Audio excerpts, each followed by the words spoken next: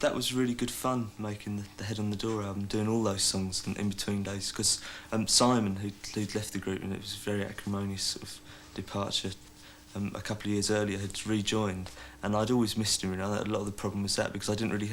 There's a lot of tension exists between me and him, but in a good way. It's not like a negative tension. I missed someone to sort of mess about with. So when he came back, it actually felt like a group again. Because I mean, Lowell's been there all the time, but he's very much a meeker character than Simon. I mean, he'll kowtow to whatever's going on.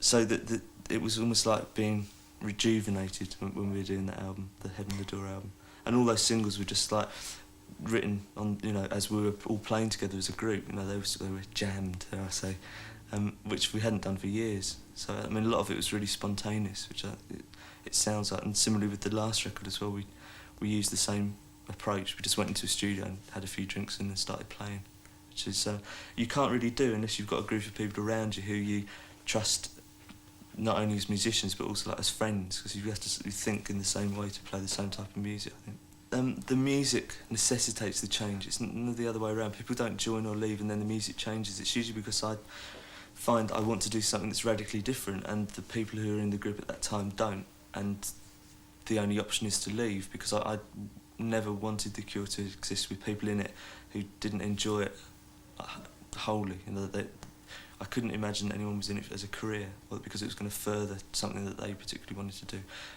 In that sense, it's always been a bit dictatorial, really, The Cure, in that it's really what I want a lot of the time. But it's the best way, because the people that are in it also want what I want. I mean, it's a very, you know, it's a very general want. It's not specific. But obviously, if someone doesn't like a lot of the changes have been because I want to play either, you know, a slower, more atmospheric type of music, or I want the group to go a bit more poppy, and the people that are around me at the time have to decide if they want that as well. If they don't, they leave. I mean, they leave and they come back. I mean, Paul was in the group originally, he's come back, and Simon was in the group for a few years and he's come back, you know. So even though there's been a lot of line-up changes, there's only actually ever been 10 people in The Cure, and 6 of them are still in it. So there's only 4 who have sort of gone through the mill, not returned. And one of those is completely insane, so it's only really leaves 3.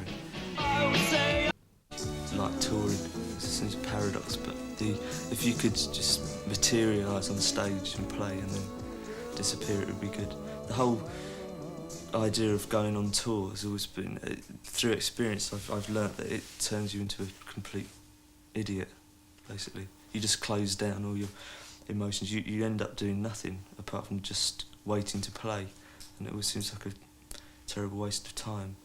And I mean, everyone changes on tour. On the last tour we did, which is the longest tour we've done for ages, it was about 10 weeks, we took all the girlfriends with us, and we took 2 big buses, and we took family, and we tried to make it make it a bit more civilised. It was horribly expensive, but it was worth it, really. It was the most fun we've had on tour for years. I don't know, it's difficult, because we all like playing live, but it's now become because if we go somewhere to play, we have to play to a certain amount of people, otherwise it becomes, you know, it's a bit pointless. It's turned into a big event whenever we go and play. Which I sort of miss, you know, when we could fit everything into the back of it. I hated playing in clubs, but I liked it when we used to be able to play in theatres, but we can't really now. There aren't, you know, if we play in a theatre, we have to play 6 nights. We don't have to, but otherwise we just get deluged with letters saying, why did you only play to 1,500 people, we couldn't get in, and it does seem a bit pointless particularly going to other countries and playing and not playing to everyone that wants to see you. I'd rather play to somewhere that was half empty than have half the people outside, and that doesn't look as good, but I've been frustrated in the past by not being able to see groups because they've only played 1 night somewhere, so it's really stupid. Whenever we do anything, I always have the idea that it's going to be the last thing we ever do. I've always thought like that.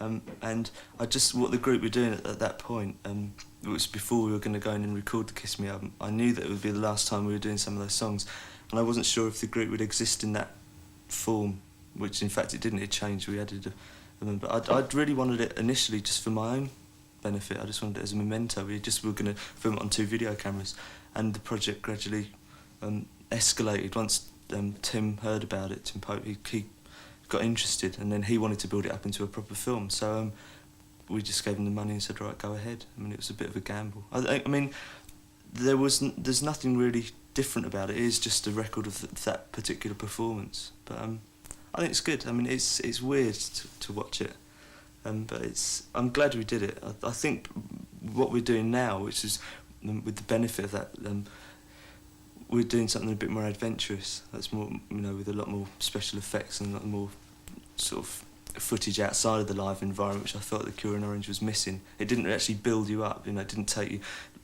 We have a build up towards a concert, and everyone that goes to the concert has something. Whether they get in there by car or train or whatever, there is actually something that takes place before the concert and after. And the Cure in Orange was missing that. It just existed sort of in a vacuum, which I think took a little bit of its impact away. Recently played in South America. What was that experience like? It was very strange. We weren't prepared for it at all. We were. I don't know, because it was all quite sudden. We'd been invited down there. We suddenly decided to go, and we weren't really expecting it to be well organised or anything. We were expecting the worst. And the Banshees had been there about a month before, and they'd been playing theatres, 2,000 people, that sort of size, and they were saying, no, it's good, it's not like you imagine, it's quite well run. And so we went down there expecting that, and we were actually booked into football stadiums. We were playing like to 40,000 people, and we didn't know why. We thought we'd been booked mistakenly, but we were met at airports by television crews and things, and we found out when we were there that we'd sold like millions of records. Never actually got any money from it. They said it's all like black market. None of there was like the Head on the Door album we saw it with 6 different covers, 6 different labels. So we were quite famous there. It was weird. It's the first time I've ever felt famous, and it's awful. And I didn't like it at all. I mean, we couldn't go out anywhere or do anything. It was a lot of the time we didn't really know we were in South America, apart from when we had to get to the venue and get back again, which would be like 3 hours each way. The overriding impression we got from most of it was just the poverty that exists there, was like, which we'd never seen. You don't really see it in Europe or America. That was the most striking thing.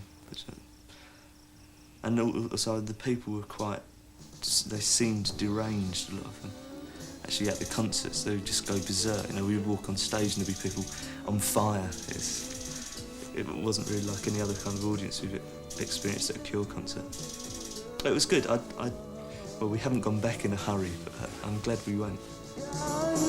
What we were going to do this year, but what we'll probably end up doing next year, is setting up concerts like festivals, but we'll actually be setting them up, and we'll choose all the groups that play with us, and we'll go around and do it like that, and we'll stay like 2 or 3 days in a certain place and expect everyone to come to us rather than go on tour. But whether it will be workable or not. But I can't see the group like loading everything back into a bus and going off on tour again. We're getting too old, really, to do that. We have to sort of be more graceful, I think, than that, and turn into like a boring old touring band. It's nice to go out and play when you're going to do something that's different, something that people haven't seen before, but it's just tedious to just keep going out and playing concerts.